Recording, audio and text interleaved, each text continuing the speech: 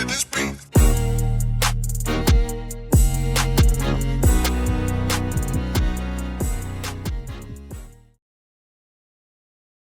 Welcome to another episode. Welcome to another episode of Gamecocks Talk with Captain Will. I'm your man, Captain Will. Make sure you like, make sure you share, make sure you subscribe. That's an important thing. Make sure you subscribe to Gamecocks Talk with Captain Will. I hit up a lot of folks and we talk and we chat it up and all these different things and say, oh, Cap, I haven't subscribed yet. It don't cost nothing. Hit the subscribe button. If you're watching me right now, hit the subscribe button to continue to get that Gamecocks gospel every single day. You're now rocking with the best. And since you're rocking with the best, come rock with your man, Captain Will. Follow me on Twitter at Gamecocks Talk. Follow me on Instagram at Gamecocks Talk with Captain Will. Follow me wherever you get your podcasts. You can holler at your boy, Captain Will. Hey, we got a good one today, y'all. We have a good one today, y'all. It's time to take a break. It's Monday. And always after an emotional game, or should I say a South Carolina women's basketball game, I'm sometimes a little emotional. Sometimes I have to take a break and take the emotion out of it, you know. So normally I might have a little glass of a Pinot just to calm my nerves, just to chill, you know what I'm saying? Just to calm my nerves and say, okay, brother, it's all good. It's okay. So after I had a glass of Pinot and maybe a shot, you know me. I had to decompress and look at this basketball game for what it was. South Carolina played South Florida and won by 16 points. Was it an amazing victory? No, it was not an amazing victory. I'm still not satisfied at the victory because I felt that we could have done more. But despite that, South Florida was, before this basketball game, had a net ranking of about 93rd, 94th.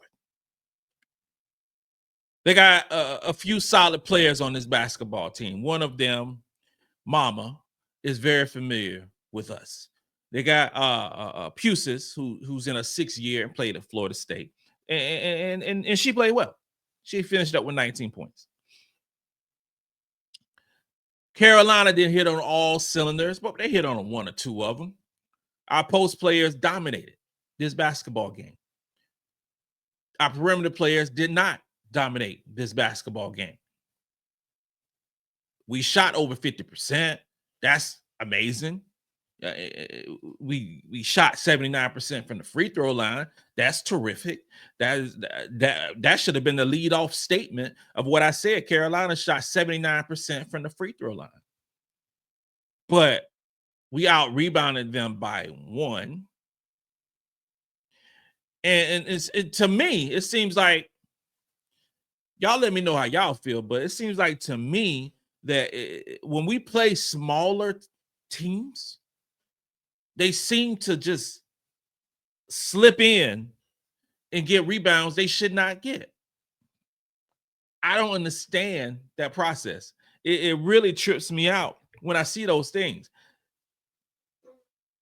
South Florida had 17 offensive rebounds. Half of their rebounds were offensive rebounds. I would have bet my next paycheck that wouldn't happen. That wouldn't happen. Carolina had 12 offensive rebounds. We had a total of 35 rebounds overall. We are an excellent defensive rebounding team. There's no way in my military mind that South Florida should have gotten 17 offensive rebounds in this basketball game. We were bigger, we're faster, we're stronger. I did not anticipate that happening. It really tripped me out. It made me like pause It really did. It made me pause and think about like what is going on. Just looking at the box score for this basketball game and dissecting and digesting that overall, um, South Florida shot 39%. That is more than I thought they were going to shoot, but they hit some shots and they constantly they were moving and they kept trying to find the right open shooter. And you can, from where I was sitting, you can watch their eyes and calling for the screen and waiting. And it was nice basketball to see. And they didn't shoot a ton of 3-pointers. They only shot 9 3-pointers, but of those 9 3-pointers, I'm telling you, it looked like it was more than that. But of those 9 3-pointers, they hit 5 of them. That's 56%. They didn't shoot well from the free throw line. It was only 7 for 12. That ended up being 58%. But they rebounded the basketball. I thought we would have forced more turnovers against, South Florida. We only forced 15 turnovers. We had 12 turnovers ourselves, and which is the norm. We're averaging about 12 turnovers in every basketball game, and that's top 10 in the country in terms of turnovers. I did not anticipate South Florida getting 5 block shots. Didn't see that happening. Not at all. Didn't see that happening whatsoever, but they did. Now, obviously, we had 8 block shots, but it was a weird game. We dominated the first quarter. Second quarter was even, which is weird to me. Third quarter, we dominated once again. Fourth quarter, South Florida won the fourth quarter. Handily, I might add.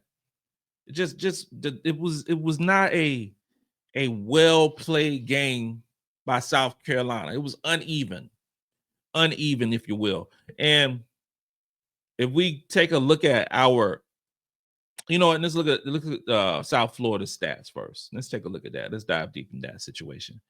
Sammy Pusis, like I mentioned before, had 19 points. She was 7 for 14 from the field. She was 4 for 6 from the 3-point line. She literally had her best game of the season tonight, playing 32 minutes, 7 rebounds. She only had 1 turnover. She balled out. There's no other way to say it. We did not defend her well, and she hit shots. Romy Levi, number 23, she had the face mask on. She's a dog. She really is. She finished up with what she had, 12 points, 5 for 13 from the field, 2 assists, 3 rebounds, had 1 block shot, 1 steal. She did have 4 turnovers, but she played 32 minutes. The bulk of their players, Pusis played 32 minutes. Mama played 36 minutes. She did not shoot the ball well per se, but she put a whole lot of pressure at the rim for South Carolina. You see the stats, and she was only 2 for 11, but I'm telling you, it did not look that way. And she was turning that corner a few times at will. She still finished up with 7 assists, only 2 turnovers. That is a really good game for her.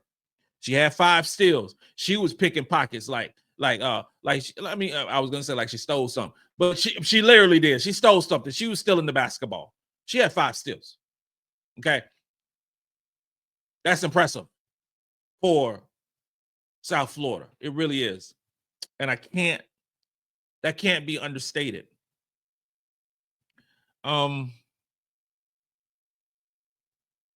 Like I was talking about with Levi, I didn't put her on the scouting report for my players to watch. She surprised me. She's a really good basketball player. And she to me, she was that hard-nosed, gritty type player for South Florida that gave us some problems. Yes, Pusis played well. Yes, Mama found the open players and did what she's been doing, her collegiate career.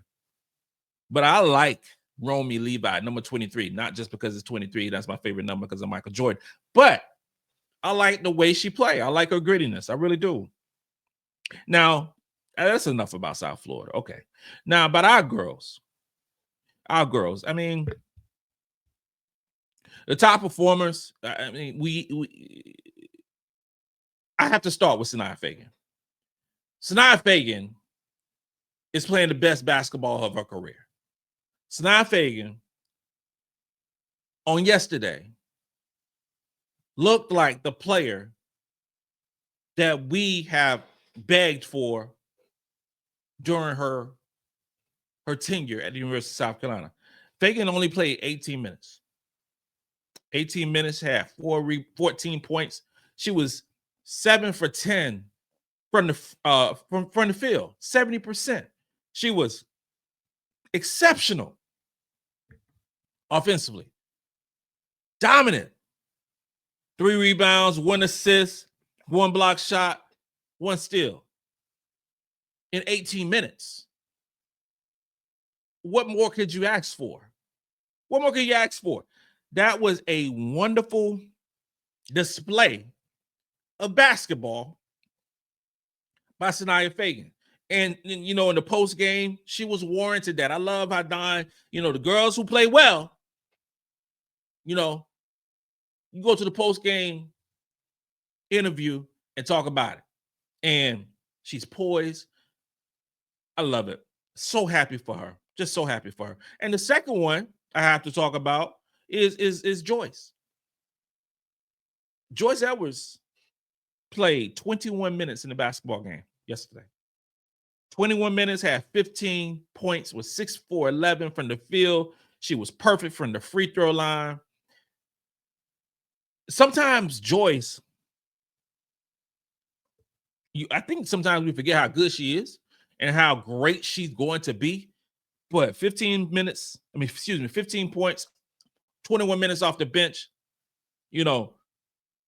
led the team in scoring and just plays just a good fundamental basketball. If Joyce gets the ball in the post, she's going to get to the basket. Let's be clear. She is getting better and better at finishing at the basket. She's doing very well now in limiting her turnovers. She only had 2 turnovers yesterday.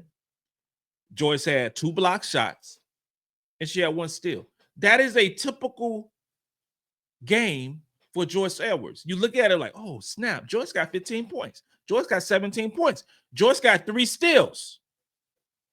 It looks so effortless with her.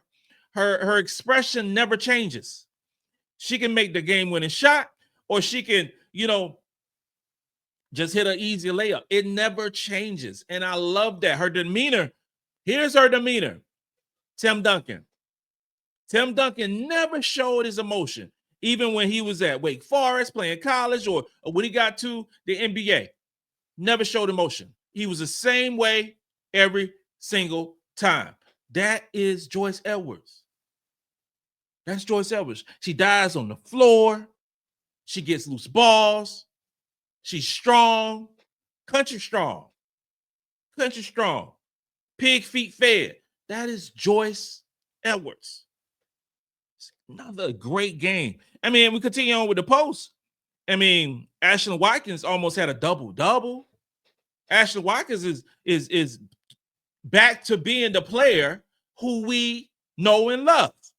Ashlyn Watkins had 10 points, 8 rebounds. Of those 8 rebounds, 6 of them were defensive rebounds, 2 assists, only 1 foul, 4 big block shots, 1 steal in 20 minutes of play.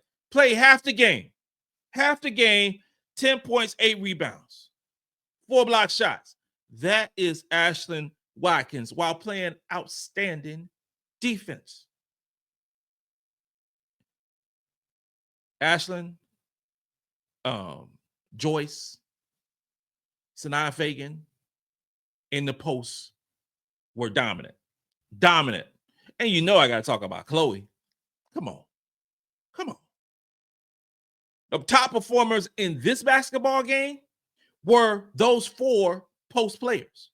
Chloe had another Chloe-type game, 10 points, 6 rebounds, 3 assists, only 1 turnover. She was 3 for 3 from the field and 4 for 5 from the free throw line and solid defense. And she only played 17 minutes. The tough part for a team to prepare for South Carolina, we got 4 players who played 21 minutes, 20 minutes, 18 minutes, and 17 minutes. And those 18 minutes for Sania Feagin and 17 minutes for Chloe Kitts, those were the quote unquote starters. How do you get ready for that? How does teams prepare for those players? Because Joyce said it right. You don't know who's going to go off. You don't know who's going to go off in this basketball team. In this game here yesterday, it was Joyce and Watkins, Sania, and Chloe. Played Thursday night. Who knows who's going to be? Who knows? Tessa had an off game, but everybody picked up. The perimeter as a whole, other than Tahina Powell, shot the ball well. Other than Tahina Powell, the perimeter players, except for Powell, did not shoot the ball well. But Powell had 10 points, 4 for 9 for the field, 2 for 5 from 3. And I misspoke it again because Bree Hall came out on fire, had 9 points with 3 for 5 from the field, and was 2 for 3 for the 3-point line. I forgot about you, Breezy. You balled out today, or you balled out yesterday. I'm sorry. You was doing work. And when Breezy hit those first 2 3-pointers, the crowd was going crazy. It was. And Breezy is playing some of the most efficient basketball. Scratch that. Breezy is playing the most efficient basketball of a career and playing some of the most efficient basketball this season on this team. She's playing exceptional. The struggles that Breezy and Sania had starting this season could be they're trying to get their mind right for the WNBA, trying to showcase their skills, all those great things has turned the corner and playing great. I'm going to mention Raven Johnson. Raven Johnson played exceptional in her little 14 minutes to play. Excuse me, 26 minutes to play. Maddy played 14 minutes. But Raven played 26 minutes, led the team in assists with 6 assists. That's more like Raven Johnson. And that's more like our team, moving the ball around, but Raven dropping those dimes and getting the balls in the right spots for us to score. 6 assists. She was 1 for 3 from the 3-point line. Raven had 4 rebounds, 2 steals, and 1 block shot. One of those block shots was nice. It was nice. We threw what? We were 10-1. We threw 11 games. The players, the leadership of those 3 players is starting to show. Starting to show. Thursday we play Charleston Southern. That's a game that is a how can I say? That's a game to help Charleston Southern with their athletic budget, and play in front of the raucous crowd on a Thursday night. And it's all love with that. They know they're gonna get beat by 50 plus points, and it's fine. I love how Dawn scheduled certain games to help out certain universities. And Charleston Southern is a university where they will probably make more money. Ain't no problem. They will make more money at this game by losing to South Carolina than in any game in their conference or in that situation. That helps the Palmetto State. In terms of analytic speaking in this basketball game, defensively, it was Watkins played her normal defensive game. Her defensive rating was 72.8. I don't think there's gonna be a game where Watkins is overwhelmed by anybody playing defense. I don't see that.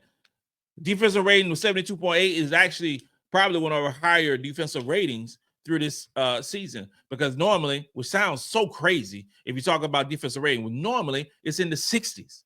That is ridiculous. But she had a rebound percentage of 23.9%, 0.2. Chloe had a rebound percentage of 20.5. And in terms of offensive rebounding rate, Chloe normally leads. In this game, she had 16.2. Feagin at 15.3. And Watkins was 13.8. That's really good. That's really good. The problem with this game was our guards weren't rebounding the basketball well. They weren't rebounding the basketball well. And overall, defensively, our guards played okay. Just okay. Not good. Played okay. So you have multiple players, defensive ratings were higher than normal. Tessa, her defensive rating was 107.6. Raven was 91.9. Powell was 104.6. Chloe did what she does. She had a defensive rating of 86.7. Breezy's defensive rating was 109.4. That is too high for us by our standards. That's not Gamecock basketball, especially against an inferior opponent. Defensively, we didn't do enough. We didn't. And that's being just keeping it real. Just keeping it real. Offensively, offensive analytics. I mean, Chloe is so efficient. She only took 3 shots. She made all of those. She 4 for 5 from the free throw line, and she had an offensive rating of 172.7. If you say a player who's screams efficiency on the offensive end, that's Chloe. That's Chloe. Feagin played well, had an offensive rating of 112.1. Watkins had an offensive rating of 148.4. But if we talk about the goods, we have to talk about the bads, right? So we look at the bads on offense for this basketball game in terms of offensive rating, because offensive rating talks about field goal percentage, 3-point percentage, turnovers, those sort of things. So the lowest, and if you watch the game, which you did, if you rocking with me right now, the lowest offensive rating for this game was Tessa Johnson. Tessa didn't play like Tessa tonight, and she had an offensive rating of 34.5. She was 0 for 3 from the field, 0 for 2 from 3-point line, 2 for 2 from the free throw line, and just look discombobulated on offense. And it happens. It happens. She also had 2 turnovers. So Tessa had an offensive rating of 34.5, and Fulwiley, MiLaysia, had an offensive rating of 45.5, which is not good for her at all. She was 2 for 6 from the field. One of those 2 for 6 was special layup, doing what she does. She was 0 for 1 from 3. She had 2 assists, but she had 5 turnovers. 5 turnovers. And she played. It just wasn't good basketball from MiLaysia on yesterday. And it showed with a 45.5% offensive rating. I expect her to play much better. I expect her to have a bounce back game on Thursday night and do what she does.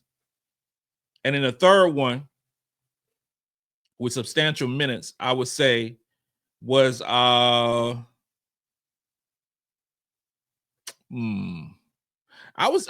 say Powell. Her offensive rating was 61.1. And you look at it like 61.1. She shot 4 for 9 for the field. She shot that's 44%. She was 2 for 5 from 3-point line. Why does she have a 61.1 offensive rating? 1 assist, 1 turnover.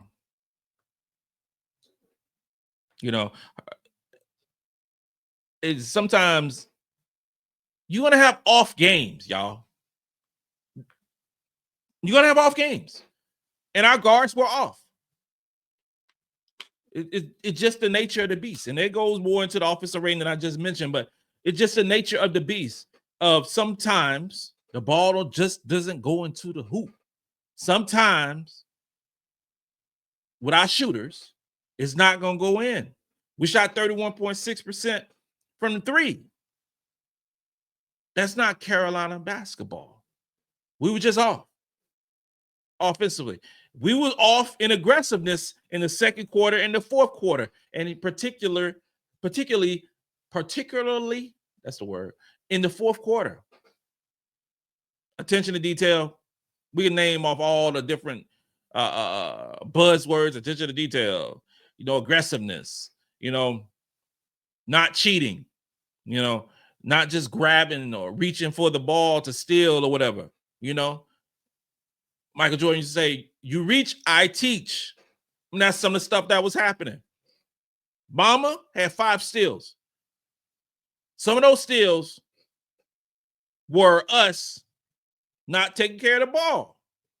Just got to keep it real. South Carolina played uneven basketball, but still won by 16 points. Okay? So it's not doom and gloom in that aspect. Sometimes you have games like this, and we had a game like this. You got ladies who's graduating, all crazy things and that these girls are dealing with. But for yesterday at 2:00 afternoon, it was an uneven performance by our South Carolina women's basketball team, the three-time national champions. I expect them to beat the brakes off Charleston Southern. And then 10 days later, beat the brakes off Wofford. And then you're talking about conference play. Keep these girls motivated, keep them in tune, keep them excited through the rest of this non-conference schedule. But make no mistake, we got UConn in February, non-conference game that should be unbelievable. But the real basketball begins in January. This concludes another episode of Gamecocks Talk with Captain Will. I am your man, Captain Will. Make sure you like, make sure you share, and make sure you subscribe to Gamecocks Talk with Captain Will so I continue to bring you the gospel of Gamecocks every single day. Ladies and gentlemen, boys and girls, you're now rocking with the best. And since you're rocking with the best, come rock with your man, Captain Will. Let's go.